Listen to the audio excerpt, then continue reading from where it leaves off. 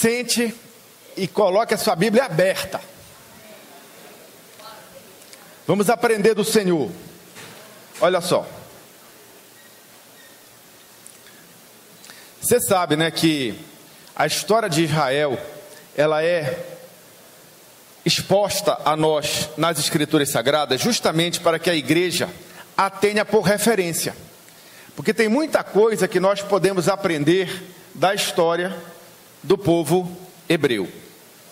E eu iniciaria essa explanação em nome de Jesus essa manhã, lembrando você de que quando Deus tirou o povo hebreu da terra do Egito e propôs levá-lo à terra prometida, a ideia de Deus para aquele povo, os pensamentos de Deus para aquele povo, conforme seria revelado depois pela profecia do profeta Jeremias, eram pensamentos de paz e não de mal. O que Deus queria com o povo hebreu em o levar para a terra prometida era que ali aquele povo fosse propriedade exclusiva sua. Luz para as nações, para manifestar a grandeza do Deus de Israel, do Deus de Abraão, do Deus de Isaac e do Deus de Jacó. O que Deus queria era isso. O que Deus queria é que aquele povo fosse um povo enriquecido, não apenas financeiramente, mas também de boas obras. Que aquela sociedade fosse uma sociedade sem opressão, onde o rico não fosse espoliado porque era rico, nem o pobre pisado porque era pobre. Em que aquelas pessoas que naquela sociedade estivessem num momento desfavorecido, não fossem pisadas. Que o direito do órfão, da viúva e do estrangeiro fossem garantidos. Isso está na lei de Moisés. Deus queria que aquele povo fosse um povo bom, uma terra abençoada, e que, por terem boas condutas, embora não tivessem consciência disso, estivessem fechando as portas para o mal e abrindo as portas para a bênção divina, para que Deus pudesse abençoar o fruto da sua terra, o fruto do seu ventre e o fruto dos seus animais. O que Deus queria era isso. O que Deus queria é que eles fossem uma nação corajosa, que não temessem as gigantes nações que muitas vezes os cercaram. Era isso que Deus tinha em mente em relação ao povo hebreu. Só que para isso, o povo hebreu precisava colaborar. E a colaboração do povo hebreu não foi das melhores, na maioria das vezes. E em algumas vezes, não foi nenhuma. E por conta disso, eles nunca se tornaram o que Deus tinha no seu coração que eles fossem. Entenderam? Eles próprios sabotaram o propósito divino. Mas o amor de Deus em relação a eles não mudou. Tanto que deles veio o Messias, luz para as nações, como estava profetizado em Isaías, capítulo 42, 6 e 7, que diz assim, olha, falando a respeito do Messias. Isaías, capítulo 42, versos 6 e 7, diz assim, olha: Eu, o Senhor, te chamei em justiça, e te tomarei pela mão, e te guardarei, e te darei por conserto do povo, e para a luz dos gentios. Quer dizer, não só para os hebreus, mas para com os outros. Você sabe que a palavra gentil na Bíblia significa todo mundo que não era judeu. Entendeu? O romano era gentil, o grego era gentil, o japonês era gentil, o alemão era gentil, o americano era gentil, entendeu? Era como se fosse assim: para abrir aos olhos dos cegos, para tirar da prisão os presos e do cárcere os que jazem em trevas. Essa é a obra do Messias. Veio de onde? Do povo hebreu. Tá certo? Este aspecto libertador, salvador do Messias, ele é reconhecido no Novo Testamento. Quando Jesus era criancinha e foi levado ao templo para fazer o que tinha que fazer lá, conforme o rito dos judeus, haviam homens bons lá no templo que ainda andavam em piedade. Um deles era Simeão. E o Espírito de Deus levou Simeão ao templo no momento que Jesus ia sendo circuncidado, com 8 dias, se eu não me engano. E aí, Simeão viu aquela criancinha, viu aquele bebezinho, e o Espírito revelou para ele que ele era a luz das nações, que ele era o Messias. E os olhos de Simeão não se fecharam sem que ele tivesse visto o Messias, embora possivelmente pela idade avançada de Simeão, ele não tenha visto o ministério do Messias concretizado. Mas o que eu quero que você entenda é que os planos de Deus não podem ser frustrados. Por mais que o povo hebreu tenha sabotado o que estava no coração do Senhor, o amor de Deus não mudou. E escrevendo aos gentios, Paulo diz no capítulo 11 de Romanos, nós não leremos, mas se você quiser anotar a referência, anote, é Romanos capítulo 11, onde Paulo defende que o amor de Deus em relação ao povo hebreu em nada se alterou pelas falhas do povo. Quer dizer, o fato de o povo hebreu não ter sido o que Deus gostaria que ele fosse, não mudou o amor de Deus. E agora, na época do Evangelho, um remanescente do povo hebreu que havia aceitado a Cristo Jesus como seu único e suficiente Salvador, tinham a oportunidade de ser, enquanto igreja, o que o povo hebreu não tinha sido no passado. E o que é que a igreja tem que ser para o Senhor Deus na terra? Então leia o que está escrito em 1 Pedro, capítulo 2, verso 9.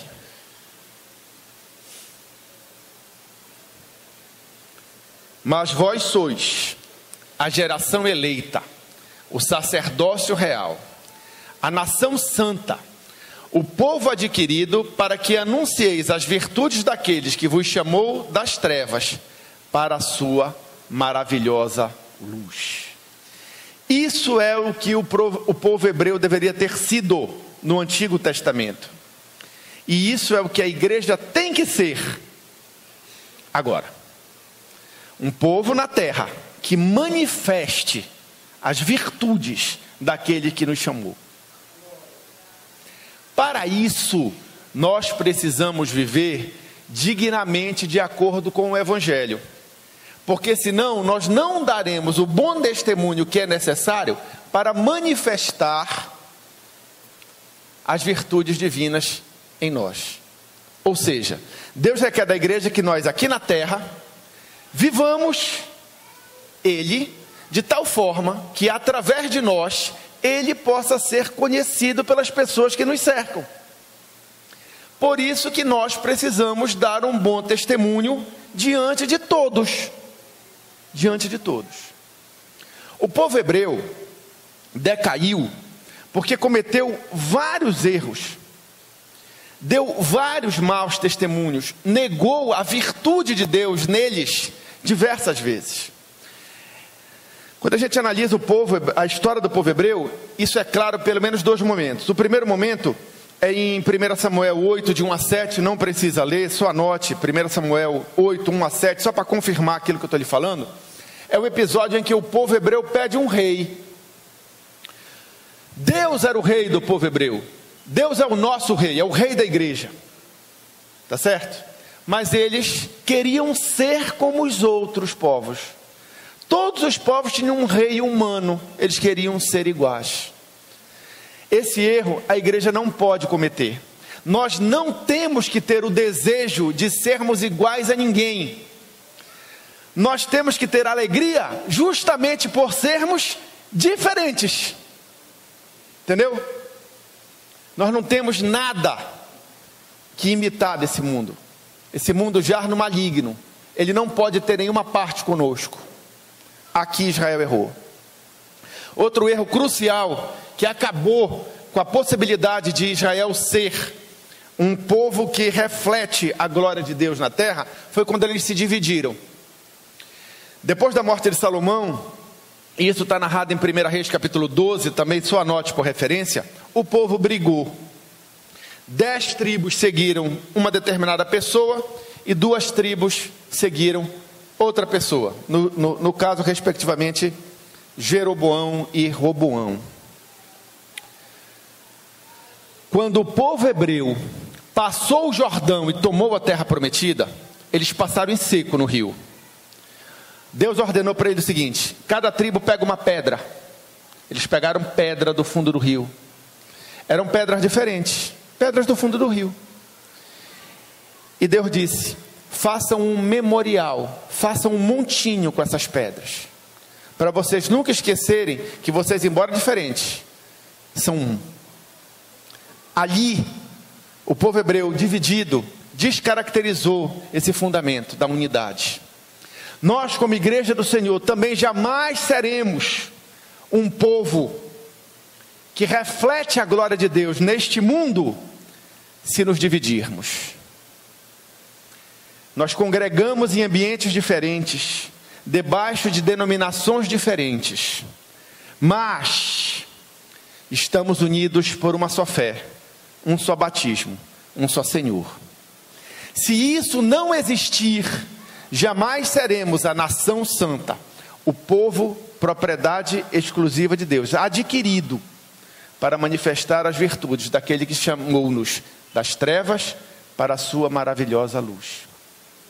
Não cometamos, como igreja, os erros do passado. Não aceitemos divisão de fé, de batismo. Temos um só Senhor. Não estou falando da questão denominacional. Eu estou falando da questão do elo, da irmandade dos cristãos sobre toda a terra. Elo que nos une a igreja da China, a igreja dos Estados Unidos, a igreja da Itália, as igrejas da África, dos outros países da América Latina, seja lá o que for. Porque compartilhamos o mesmo Senhor e somos um, sabendo que o povo de Deus foi constituído de gente que vem de toda tribo, toda língua, todo povo e toda nação.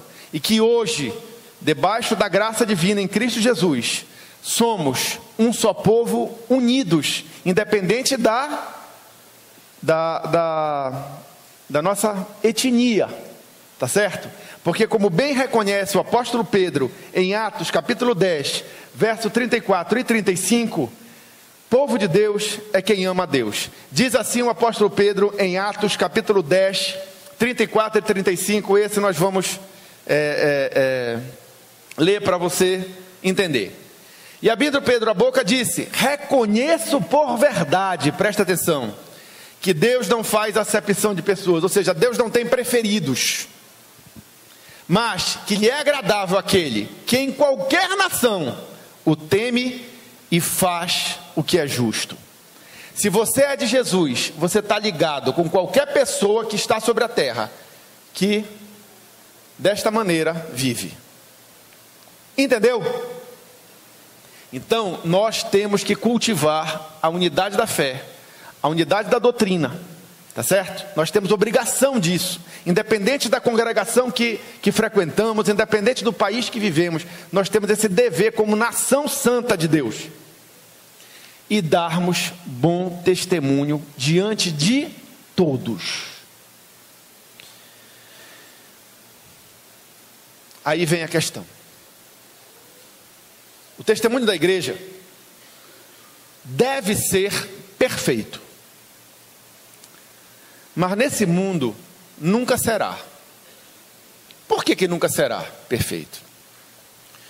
Porque na igreja que se vê, entenda, na igreja que se vê, sempre haverá o joio até o dia da separação. E o joio, consciente disso ou não, dará lugar ao diabo no nosso meio. Por isso é inevitável que venham os escândalos, por isso é inevitável que venham as ofensas. Ai daquele pela qual a ofensa vem, mas que ela vem. Paciência. Além disso, há também a possibilidade de um irmão verdadeiro cristão vacilar por ignorância, por incredulidade, por falta de vigilância, por uma covardia, por um deslize qualquer. E esse irmão, embora verdadeiramente irmão, fizer besteira também. E aí mau testemunho será dado. Disso, o testemunho da igreja não pode ser blindado. Mas aí é que vem o desafio para quem é verdadeiro cristão. Quem é verdadeiro cristão tem que agir no sentido de diminuir o impacto do erro sobre a glória de Deus na terra. E como é que isso pode ser feito? Primeiramente, pode ser feito com o meu zelo pelo meu testemunho pessoal e o seu zelo pelo seu testemunho pessoal. Por quê? Porque o testemunho coletivo depende do testemunho individual. Dá para entender isso? Se cada um de nós cuidar de si, melhor para todos. Entendeu? É por isso que lá em 1 Coríntios 7:12 diz assim: aquele que está em pé, aquele que acha que é de Jesus, aquele que crê ser de Jesus, aquele que crê ser filho de Deus, aquele que crê ser uma pessoa convertida a Deus e que considera por isso estar em pé, que se cuide para que não caia. Até pelo que ele, além de ter a obrigação, o dever diante de Deus de cuidar de si mesmo, de zelar pelo seu testemunho pessoal diante de Deus, vivendo de modo digno do Evangelho, ele também é requerido a ter cuidado pelos seus irmãos. E como é que um cego pode guiar outro cego? Como é que alguém sem força pode fortalecer uma outra pessoa? Não pode. Então, o primeiro cuidado que nós temos que ter, enquanto nação santa, povo propriedade exclusiva de Deus, comprado, adquirido, para manifestar a sua glória e suas virtudes, é de que nós mesmos temos que nos mancar, nós mesmos temos que vigiar, nós mesmos temos que nos fortalecer no Senhor, para não cairmos. Aquele que está em pé, que se cuide para que não caia. Uma vez em pé e fortalecidos, podemos servir de instrumento para ajudar os outros. E isso também é uma obrigação que nos cabe. Está lá em 1 Tessalonicenses, capítulo 5, verso 14. Diz lá assim. Olha essa ordem para a igreja.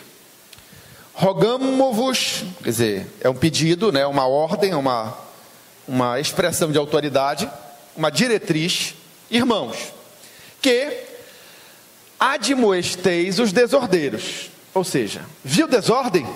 Você tem que alertar, você tem que repreender. Consolai-os de pouco ânimo. Viu alguém desanimado? Estimule.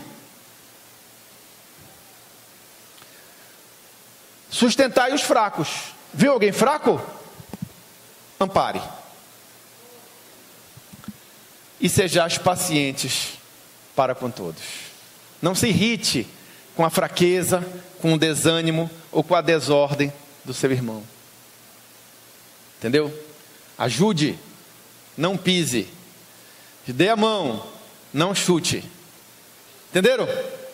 Então, quando nós, como povo de Deus, como crentes em Cristo Jesus, zelamos por permanecer de pé e adquirimos a condição de trazermos juízo para aqueles que andam desordenados, trazermos consolo para aqueles que estão desanimados, trazer força para aqueles que estão fraquejando, sendo paciente para com todos, o que acontece? O joio perde força.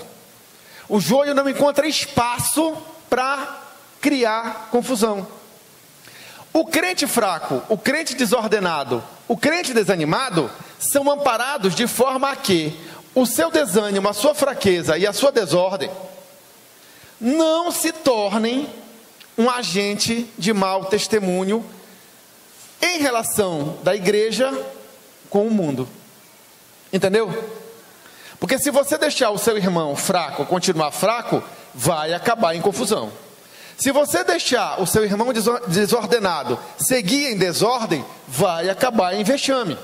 Se você deixar o seu irmão desamparado ir para o beleléu, vai ser vergonha. Por isso que a ordem é: cuida de ti mesmo, mas ao mesmo tempo, uma vez fortalecido no Senhor, que não é na nossa própria força, tá? Aprendamos também a cuidar dos outros. animando os desanimados, sustentando os fracos, admoestando os desordenados e sendo pacientes para com todos. Ah, mas o fulano me irrita. Seja paciente para com todos. Mas o fulano é uma peste, eu já falei 10 vezes, ele não aprende. Sede paciente para com todos. Entenderam? É assim que nós construímos um bom testemunho pessoal e passamos a ser agentes na promoção de um bom testemunho coletivo no mundo todo. Porque se a igreja da Ásia fizer besteira, aqui no Brasil nós vamos ser envergonhados. Se nós fizermos besteira, lá na África, nossos irmãos vão ser envergonhados. É impossível que os escândalos não venham, mas ai daqueles por quem os escândalos vêm. Cuide de si mesmo, se fortaleça e mantenha os olhos abertos para admoestar os desordenados, para sustentar os fracos e para estimular, para apoiar, para incentivar os de pouco ânimo, sendo paciente para com todos. Deu para entender? Muito bem. Agora vamos falar sério. Tem duas coisas no testemunho cristão que são fundamentais para que as virtudes de Deus sejam manifestas na terra pelo seu povo. Tem duas coisas. Na verdade são muitas coisas, mas duas coisas, essas coisas que nós vamos conversar no dia de hoje, são assim fundamentais.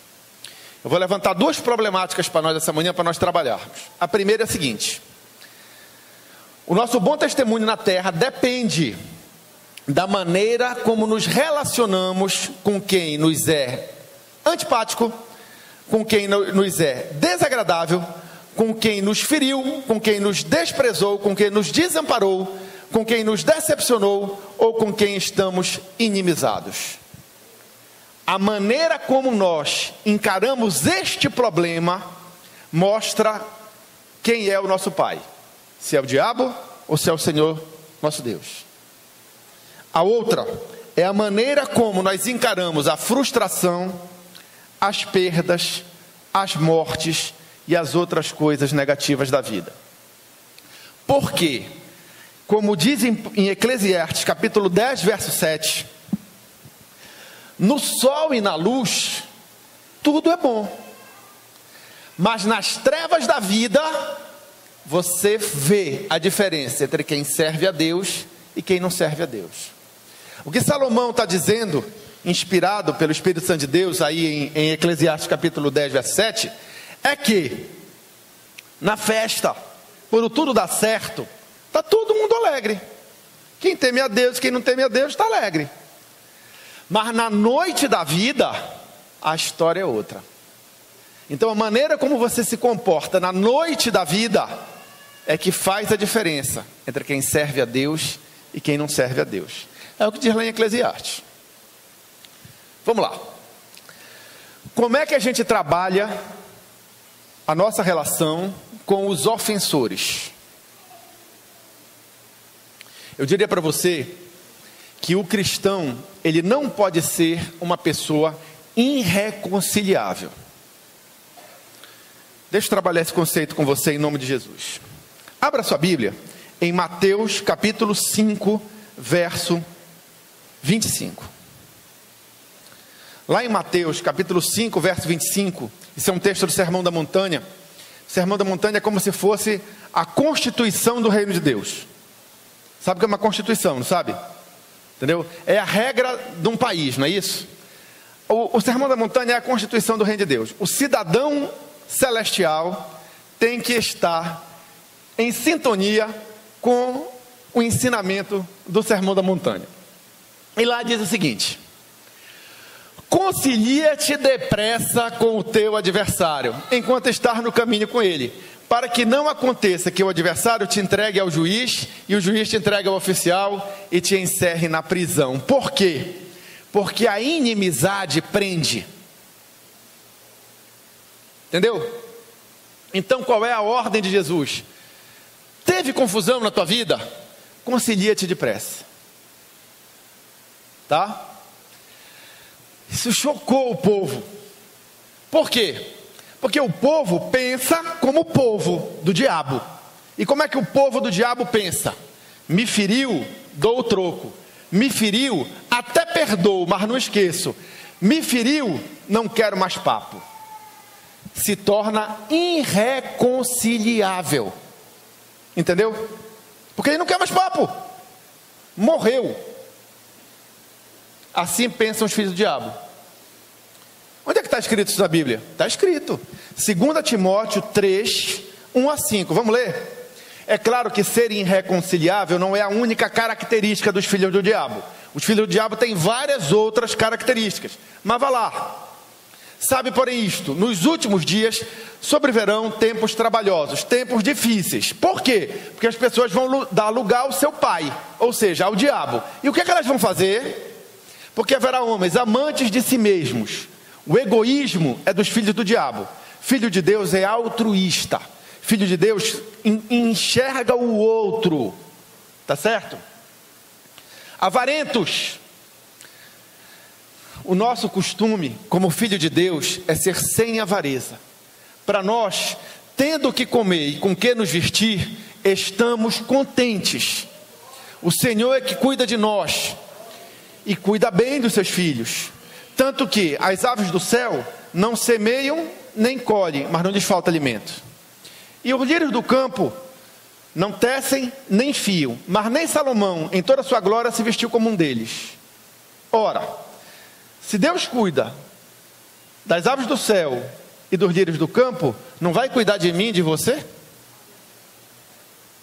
O nosso costume seja sem avareza, contentando-nos com o que temos. Mas os filhos do diabo não são assim. Os filhos do diabo são avarentos. Os filhos do diabo botam a sua segurança na instabilidade das riquezas e não em Deus. Presunçosos, soberbos, blasfemos, desobedientes a pais e mães, ingratos, profanos. São todas características dos filhos do diabo. Os filhos de Deus não são assim. Sem afeto natural, e aí vem a palavrinha de hoje: irreconciliáveis. Que são colocados junto com os caluniadores, com os incontinentes, com os cruéis, sem amor para com os bons. Traidores, obstinados, orgulhosos, mais amigos dos deleites que amigos de Deus. E muitas vezes, tendo aparência de piedade, mas negando a eficácia dela, afasta-te destes. Esses são os filhos do diabo. Esses não tem nada a ver conosco. Entendeu? Uma das características é que eles são irreconciliáveis. Mas filho de Deus não é assim. Entendeu? Eu já vou explicar isso bem direitinho, porque é muito importante que a gente entenda bem. Vamos voltar lá para o Sermão do Monte. Quando Jesus deu essa palavra, olha, concilia-te depressa, o povo se agoniou. Como? Mas fulano só me faz mal, fulano vai me fazer mal, eu não posso dar as costas para ele, que ele me apunhala, ele me apunhala, ele me trai, ele me fere, ele me faz mal. Como é que eu vou dar papo para esse cara, rapaz? Eu não quero saber de papo. Jesus explicou. No mesmo capítulo 5, verso 43 a 48.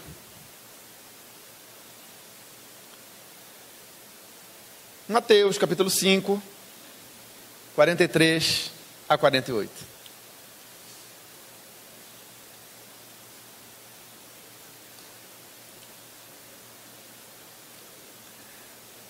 Pois se amardes os que vos amam, que galardão tereis? Se você só fizer o bem para quem te faz bem, se você só estender a mão para quem te estende a mão, que galardão tereis? Não fazem os publicanos também o mesmo? Na época de Jesus ainda faziam, né? Hoje o mundo está tão ruim que eu não sei nem se faz. Piorou a situação. Mas na época de Jesus fazia. Se saudardes unicamente os vossos irmãos, que fazer demais? Não fazem os publicanos também assim? Cumprimentar quem te cumprimenta? Né? Eu acho que o cumprimento tem que ser ativo. Bom dia, bom dia. pessoa não quer dar bom dia. Não deu, mas você deu bom dia para ela. Pai do Senhor, olha, tenha um dia abençoado, Deus te abençoe e te proteja. Daí, mas você fez sua parte. Sede vós perfeitos, como é perfeito o vosso Pai que está nos céus. O que é ser perfeito como o Pai que está no céu? O que é que Deus nos requer? Requer que nós amemos os nossos inimigos e oremos por eles. Amemos aqueles que nos perseguem e oremos por eles. Porque aí Deus fica ao nosso favor. E quando os caminhos do homem são agradáveis a Deus, existe uma promessa, e sabe qual é? A de que Deus faz com que até os nossos inimigos tenham paz conosco. Isso está registrado em Provérbios, capítulo 16, verso 7. Não acredita? Está lá. Provérbios 16, verso 7. Diz lá, ó. Você já viu? Sendo os caminhos do homem agradáveis ao Senhor, até a seus inimigos faz que tenham paz com ele. Quer vencer o mal que te fizeram? Vence o mal com o bem. Se o teu caminho for agradável ao Senhor, tudo vai mudar. É por isso que você não pode ser irreconciliável. Agora vamos entender bem. Calma aí. Vamos ter a sabedoria das coisas. Pessoa te faz mal. Pessoa não gosta de ti. Pessoa não vai com os teus cornos.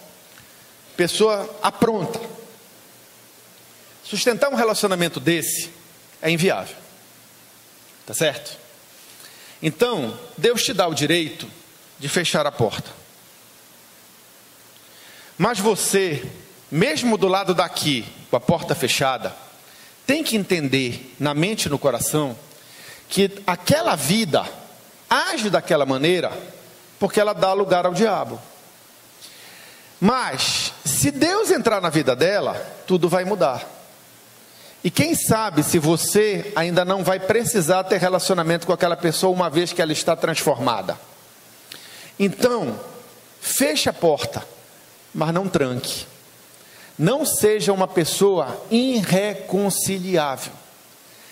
Sempre tenha em mente que a possibilidade da transformação e da mudança são eminentes.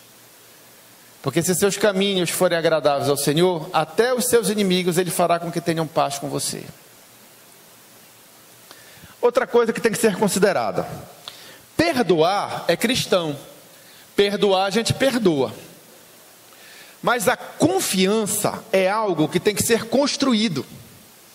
Quando a confiança é destruída, ela precisa ser reconstruída. E essa reconstrução, dependendo de como foi o problema, pode ser demorada. E pode ser que aquele relacionamento que você teve outrora nunca chegue mais ao patamar de que era antes. Por quê? Porque talvez você não tenha mais dias sobre a terra para construir algo como era. Ter um relacionamento de confiança é como estar no topo de uma montanha. E perder a confiança é descer ao vale. Por mais que pelo perdão a reconstrução da confiança ocorra, é como subir novamente a montanha. Você vai subindo dia a dia, mas talvez não haja tempo. É por isso que Deus enfatiza que nós não devemos errar, que nós não devemos trair a confiança das pessoas. Por quê? Porque a construção da confiança demanda esforço, demanda trabalho. E talvez a gente não tenha condição mais de fazer o que já estava feito. Paciência, mas vamos fazendo. Isso é ser cristão. Cristão não pode ser irreconciliável. Ah, mas eu não gosto do fulano. Isso não é de Deus. Você está fazendo o papel do filho do diabo. Como cristão, você não tem esse direito. Você tem que avaliar que a pessoa foi alvo de um bolo de Satanás e que aquilo pode mudar. Evidente que enquanto não mudar, você não pode baixar a guarda. Porque para que o perdão se concretize, há necessidade do fruto digno de arrependimento. É assim em relação a Deus, é assim em relação a nós e as pessoas. Entendeu? E não é apenas de palavras, é de atos. Entendeste? A pessoa te deve, não te paga. Pede perdão para ti porque não te pagou. Tem a condição de pagar e não paga? Que história é essa? Cadê o fruto digno de arrependimento? Entendeu? Então não é apenas de palavra, é de atos. Então, dessas pessoas, a gente precisa, por segurança e por sabedoria vinda do alto, manter a reserva. Mas não tranque a porta. Não seja irreconciliável, porque as pessoas irreconciliáveis são filhas de Satanás, não são filhas de Deus. Deu para entender?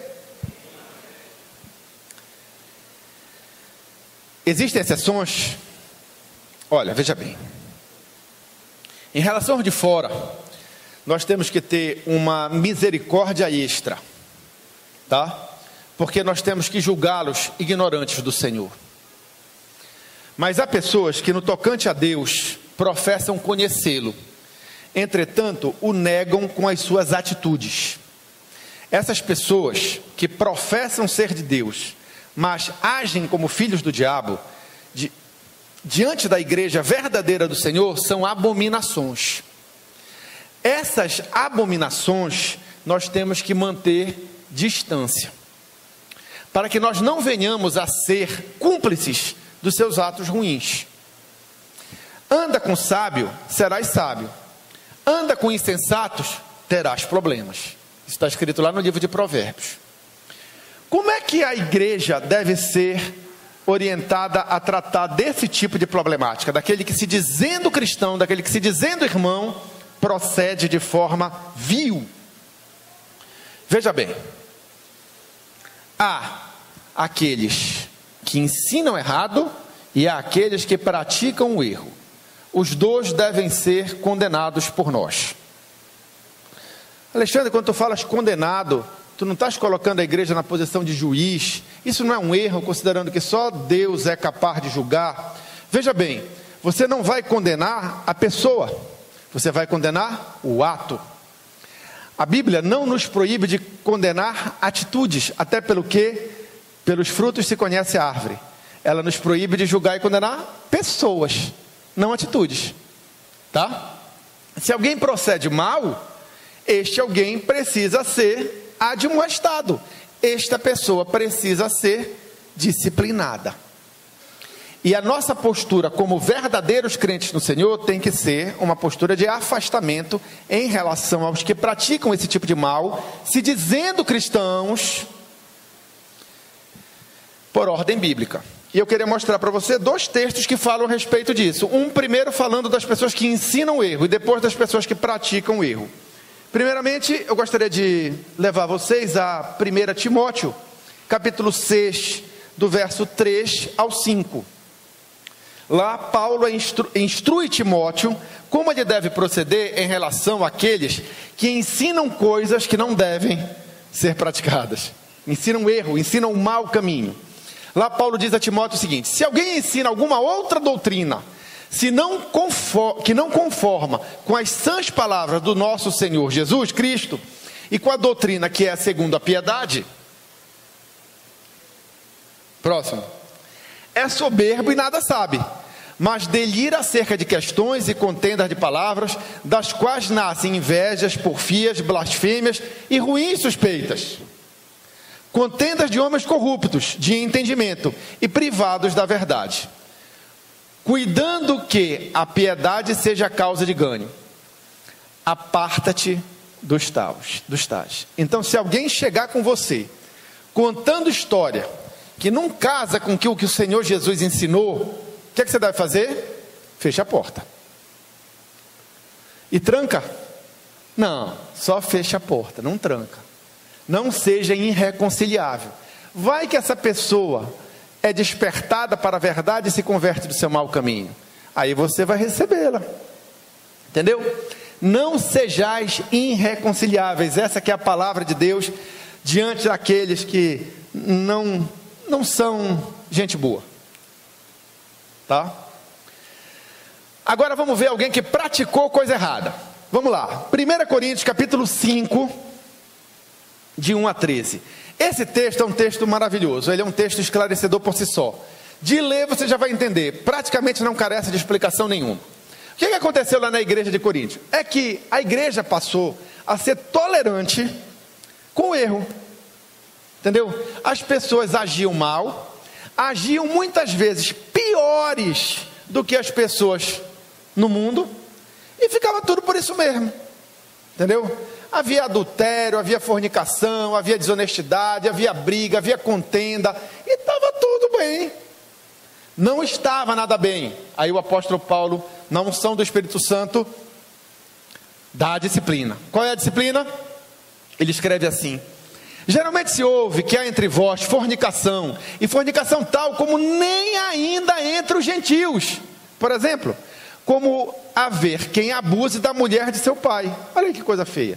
Não era da mãe, devia ser da mulher do pai. Mas, poxa, falta de respeito total. Nem o pessoal do mundo acata isso como algo natural. Pelo menos naquela época não acatava, né? O apóstolo Paulo ficou indignado no Senhor. Aí ele repreende a igreja, diz assim: estáis inchados, e nem ao menos vos entristecestes. Quer dizer, a igreja estava vendo o pecado em seu seio como algo tão natural que ninguém nem chorava por isso. Não pode ser assim, pessoal. Por não ter sido, nem vos entristeceste, por não ter sido dentre vós tirado quem cometeu tal ação. Eu, na verdade, ainda que ausente no corpo, mas presente no espírito, já determinei, como se estivesse presente, que o que tal ato praticou, em nome de nosso Senhor Jesus Cristo, juntos, vós e o meu espírito, pelo poder do nosso Senhor Jesus Cristo, seja entregue a Satanás para a destruição da carne, para que o espírito seja salvo no dia do Senhor Jesus. O que é que ele está dizendo? Ó, pessoal, esse sujeito eu já entreguei na mão de Deus. Deus, que é fogo consumidor, vai fritá-lo em azeite quente. Vai destruir essa vida, para ver se pelo menos com a destruição da carne em que habita o pecado, haja conversão e o espírito se salva no dia final. Entendeu? Essa que foi a ação que o espírito do apóstolo Paulo sentiu da parte do Espírito Santo de Deus. Aí ele diz assim: olha, não é boa a vossa jactância. Jactância significa arrogância, altivez. Não é boa a vossa jactância. Não sabeis que um pouco de fermento faz levedar toda a massa? E isso a gente tem visto acontecer, pessoal. O que acontece? Um cristão, que se diz cristão pelo menos, faz uma patifaria, e o que acontece? Toda a massa se contamina com aquilo ali. Quantas pessoas têm sido arrastadas para o pecado por maus exemplos de irmãos e às vezes até mesmo de líderes, entendeu? Um pouco de fermento leveda toda a massa. O pecado no meio da igreja tem que ser tratado com seriedade, tem que nos entristecer, a gente tem que dar um basta, tem que cortar. Lembra da nossa função de zelo pelo bom testemunho coletivo do povo de Deus, admoestar os desordenados. Se está alguém desordenado, bota no rumo. Ah, não quer entrar no rumo? Então te afasta, para que a igreja não venha a ser cúmplice daquelas más obras. Não é boa a vossa jactância. Não sabeis que um pouco de fermento faz levedar toda a massa? Alimpai-vos, pois, do fermento velho, para que sejais uma nova massa, assim como estáis sem fermento, porque Cristo, nossa Páscoa, foi sacrificado por nós. Olha, pessoal, Jesus morreu para que eu e você fôssemos salvos para a prática de boas obras. Se eu consinto com que mais obras sejam praticadas, eu estou tão errado quanto quem está fazendo, entendeu? Então, não pode. Pelo que façamos festa, não com fermento velho, nem com o fermento da maldade e da malícia, mas com os asnos da sinceridade e da verdade. O pão asno é o pão sem fermento. Já por carta vos tenho escrito, que não vos associeis com os que se prostituem. E agora vem a explicação. Isto não quer dizer absolutamente com os devassos desse mundo, ou com os avarentos, ou com os roubadores, ou com os idólatras, porque então vos seria necessário sair do mundo. O apóstolo Paulo não está dizendo que nós, como igreja, devemos nos isolar da sociedade que se corrompe. Não. Entendeu? Porque ninguém pode viver neste mundo sem um contato social. O problema não está em nós nos relacionarmos com quem se prostitui, ou com quem é roubador, ou com quem é isso, ou com quem é aquilo. Não é esse o problema. O problema é, sendo cristão, nós passarmos a mão. Aí é que não pode, porque isso dá mau testemunho. Mas agora escrevi que não vos associeis com aqueles que, se dizendo irmão, for devasso, ou avarento, ou idólatra, ou maldizente, ou beberrão, ou roubador, com o tal, nem ainda comais. Por quê? Porque se você passa a mão, você está sendo cúmplice. Entendeu? Porque que tenho eu que julgar também os que estão de fora? Deus vai julgar o mundo. Eu não tenho nada que me meter com os assuntos do mundo. Não julgueis vós os que estão de dentro? Mas Deus julga os que estão de fora. Tirai, pois, dentre vós esse iníquo. Entendeu? Então aqui está o ensino bíblico a respeito da disciplina na congregação. Se nós queremos deixar diante da sociedade em que estamos inseridos um bom testemunho, nós não podemos ser coniventes com o iníquo no nosso meio, ele se dizendo irmão. Não estamos nos referindo de hipótese nenhuma contra a iniquidade que está nesse mundo, mas aqui não. Entendeu? Esse que é o ensino bíblico. Isso não pode passar.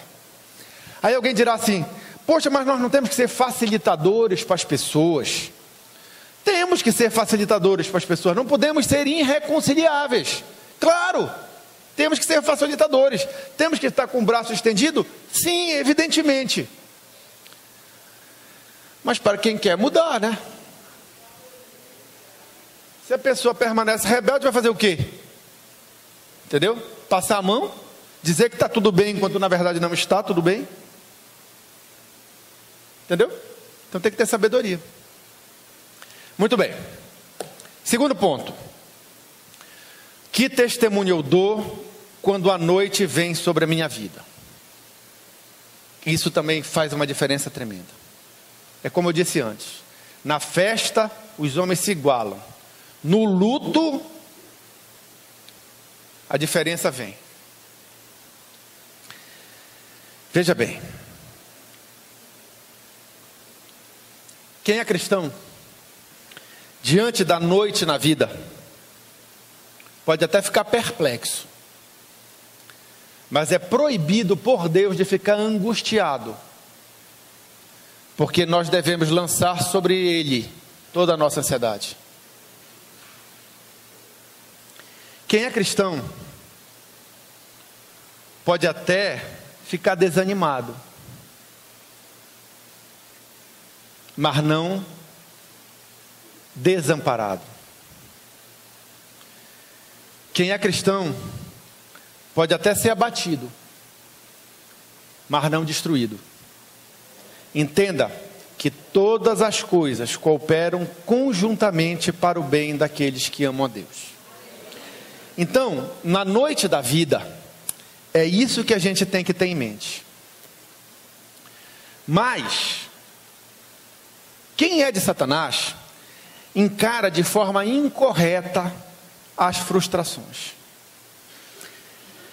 Primeiro eu queria que você entendesse o seguinte: nós como cristãos estamos sujeitos à frustração. Muitas vezes, mesmo sendo cristãos dedicados, pela oposição de Satanás, a nossa vontade, até mesmo aprovada por Deus, pode ser detida. Se detida temporariamente, é mais provável, mas detida. Se você observar o que está escrito lá em 1 Tessalonicenses 2,18, é um depoimento do apóstolo Paulo que a gente tem que dar uma atenção. Coloca lá, por favor, 1 Tessalonicenses 2,18. Paulo está escrevendo à igreja e diz o seguinte: olha, presta atenção. Pelo que bem quisemos, uma e outra vez, não foi só uma e outra vez, e ter convosco, Pelo menos eu, Paulo quis. Mas Satanás nulo impediu. Entendeu? Então o que é que esse depoimento mostra? Que mesmo uma pessoa consagrada a Deus pode, de repente, encontrar uma oposição que frustre determinado projeto, pelo menos temporariamente, tá?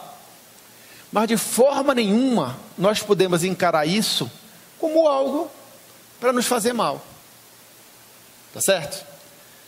Como é que a gente evita esse sentimento? Crendo, aí é uma questão de fé, crendo que todas as coisas cooperam conjuntamente para o nosso bem, enquanto tememos a Deus, claro, tá? Mas as pessoas que não estão zelosas de um bom testemunho cristão, ou que são filhas do diabo, elas acabam reagindo a perdas, à morte, à frustração, à traição, aos escárnios, às oposições, às humilhações, de uma forma muito ruim. Entendeu? Se amargurando.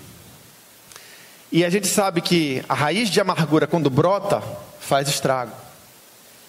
Outros murmuram, praguejam, xingam, ofendem, devolvem a agressão com mais agressão,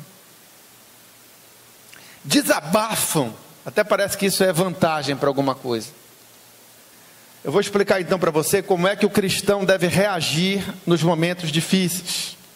Abra lá em Lamentações de Jeremias, capítulo 3, verso 26. Tem que se esforçar para agir dessa forma, tá, pessoal? Porque isso não faz parte da natureza humana, mas faz parte da natureza divina em nós. Então, quem é filho de Deus tem que botar isso em prática. Bom é ter esperança e aguardar em silêncio a salvação do Senhor. Veio a noite na sua vida? Tenha esperança. Os ímpios não são assim. Quando vem a confusão, quando a noite chega, ele crê que a noite nunca vai acabar, porque ele não tem esperança. Eu não. Quando a noite vem na minha vida, eu sei que o meu choro pode durar a noite toda, mas a alegria vem pela manhã, porque haverá amanhã, porque o meu Deus vai brilhar. Entenderam? Assim como eu estou falando que eu faço, é que você deve fazer. Porque bom é ter esperança. Quem é de Deus tem a esperança no Senhor. De onde virá o meu socorro? Eu olho para o monte. Virá do monte? Não. De onde virá o meu socorro? Que fez o quê? Os céus e a terra. Está vendo como vocês sabem? Então, não podemos perder a esperança na noite das nossas vidas. E qual é a outra recomendação? Volte lá para Lamentações. Qual é a outra? Bom é ter esperança e aguardar em silêncio. O que significa aguardar em silêncio? É aguardar sem murmuração, sem queixas. Tá certo? Veio a noite da vida? Cale-se diante do Senhor e tenha esperança. Mas não é isso que a gente vê. O que é que a gente vê? Veio a noite, começa a murmuração. Lá fora é assim, e infelizmente, digo isso para a vergonha nossa, muitas vezes aqui também. Entendeu? Veio o dia mau, cale-se, tenha esperança, espere no Senhor, que Ele te dará salvação. E isso em silêncio. Entendeu? Quando você abrir a sua boca, vai ser para louvar a Deus, vai ser para agradecer a Deus. Que a nossa boca só abra para louvar a Deus, não para murmurar. Entendeu?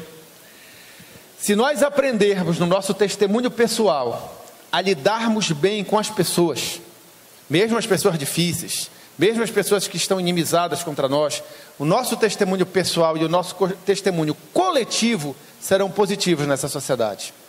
Se nós aprendermos a lidar com as noites dessa vida numa forma cristã, o nosso testemunho será positivo. Imagina só que você está lá no seu ambiente de trabalho, você é cristão, os outros não. Aí, todos recebem o bilhete azul da demissão. Uns murmuram, chega o patrão, uns se desesperam, e tenho conta para pagar, meu Deus, estou desamparado e tal, papapá. E você entra nessa? Qual é o testemunho bom que você deixa? É diferente se você chegar e dizer assim, olha pessoal, Deus é maior. Todas as coisas cooperam para o bem daqueles que temem a Deus. Você quer temer a Deus? Então isso vai cooperar para o seu bem. Deus vai transformar esse mal em bem. Vamos ficar quietos e aguardar em silêncio o livramento do Senhor. Vamos ter esperança. Uma porta se abrirá. É um bom testemunho. Entendeu? Mas se você reage como todo mundo, e aí? Cadê a diferença entre quem serve a Deus e quem não serve a Deus? Entendeu? Uma pessoa no passado lhe feriu, lhe ofendeu, lhe magoou, lhe humilhou. O mundo dá volta, né? A maré enche, a maré vaza, né? Maré enche, maré vaza. Aí agora a situação se inverteu. É você que está por cima da carne seca. Você tem a faca e o queijo na mão para... E se você fizer, você está sendo igual a todo mundo. Entendeu? Está agindo como os filhos de Satanás. Mas quem é de Deus não faz isso. Pode botar a faca e o queijo na mão, ele não faz nada. Por quê? Porque ele teme a Deus. E ele sabe que o Senhor dele é que é juiz de todas as coisas. Ele retribuirá. Conforme a sua justiça, conforme a sua vontade. No seu devido tempo. Então é obrigado a engolir aquela pessoa? Não. Tu pode fechar a porta para essa pessoa? Pode. Mas não tranque. Você não imagina o que Deus pode fazer. Porque o Senhor certamente pode fazer muito mais do que nós pensamos ou imaginamos. Não é não? Deus transforma mal em bem. E sendo o caminho do homem agradável a Deus, até os seus inimigos Ele faz com que tenham paz com Ele. Se for o seu parente chato, mais fácil ainda, né? Entendeu?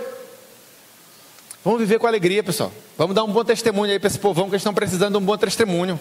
Eles estão precisando ver um povo, nação santa, adquirido para Deus, para manifestar as virtudes daquele que nos chamou das trevas para a sua maravilhosa luz. E que luz tem brilhado no meio desse povo aí?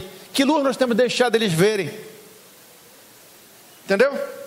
É importante ter um bom testemunho pessoal, sim. É importante zelar pelos outros. Para encerrar, eu queria só colocar mais um detalhe, mais um tempero nessa sopa. A questão da inveja. Pessoal, nós temos que aprender, tá certo? A ver o sucesso dos outros como algo natural. O mundo não consegue isso. Salomão, lá no livro de Eclesiastes, capítulo 4, verso 4, já tinha constatado um fenômeno que é típico desse mundo. Eclesiastes 4:4. Também vi eu que todo trabalho e toda destreza em obras trazem ao homem a inveja do seu próximo.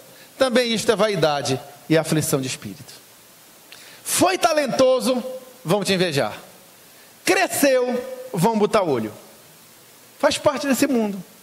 Mas quem é de Deus não tem que temer isso, certo? Nem pode fazer. Tá? Principalmente na igreja.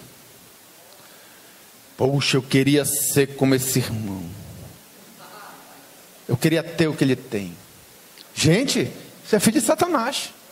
Filho de Deus não é assim. Entendeu? Admiração, isso é relativo. Isso é inveja mesmo. Entendeu? Eu não quero ninguém me admirando, não. Não faço questão, não. Não quero nada. Não quero nem que entendeu? Longe. Sai de retro. Entendeu? Não precisa. Nós temos que entender que nós somos membros uns dos outros. A tua vitória é minha vitória, eu me alegro. A tua tristeza é minha tristeza, eu me entristeço com você. Entendeu? Se meu irmão está bem, maravilha. Que bom.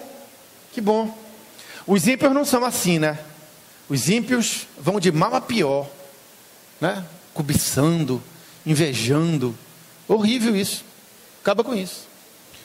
Também, diga-se de passagem, nem pense em invejar o ímpio, porque às vezes o ímpio é invejado pelo crente.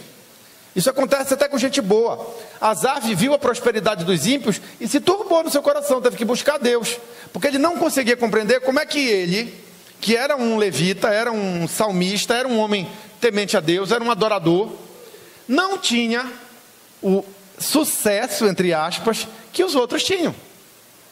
Mas Deus o faz ver que o caminho dos ímpios é caminho de morte, que não vale a pena andar por esse caminho. Entendeu? Então, inveja é uma praga. Isso é uma coisa que a gente tem que arrancar do nosso meio, bem como toda malícia e toda maledicência e toda murmuração e todas as outras coisas que não cabem no seio da igreja, tá? Mas olha como as pessoas são. Lembra de Caim e Abel? Caim e Abel eram filhos de Adão e Eva, né? Você conhece a história da Bíblia. E o Caim matou Abel. Por quê? Caim teve um insucesso e Abel teve um sucesso. Isso está lá em Gênesis, capítulo de número 4.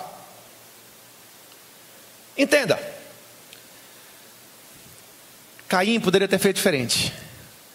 Caim, no seu insucesso, na sua frustração, poderia ter agido diferente. Até pelo que Deus o alertou a respeito do que estava sendo conduzido no seu coração, na sua alma. Mas Caim poderia ter feito assim: Abel, me diz um negócio.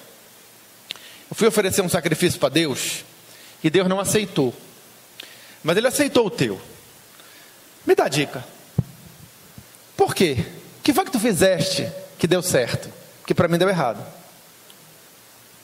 E Abel teria chegado: olha, Caim, é o seguinte, assim, cozido, frito, assado e tal, papapá. Caim poderia dizer para Abel: ah, Abel, tá bom, eu vou tentar dessa forma, muito obrigado. E o problema estava resolvido. Não era não? Nós existimos para sermos bom referencial de uns para com os outros. Se o irmão Manuel Arlindo tem um sucesso e eu não tenho, eu chego com ele e pergunto: Manuel Arlindo, me dá a dica. Como é que foi isso? Ele me ensina, eu aprendo e vamos vencer junto. Isso é o que é para acontecer na igreja. Isso é o que é para acontecer no povo de Deus. Mas como foi que Caim fez? Se eu não tive sucesso, ele também não vai ter. Pô! Destruição, morte. Isso é o filho do diabo. Entendeu? É fácil. É fácil.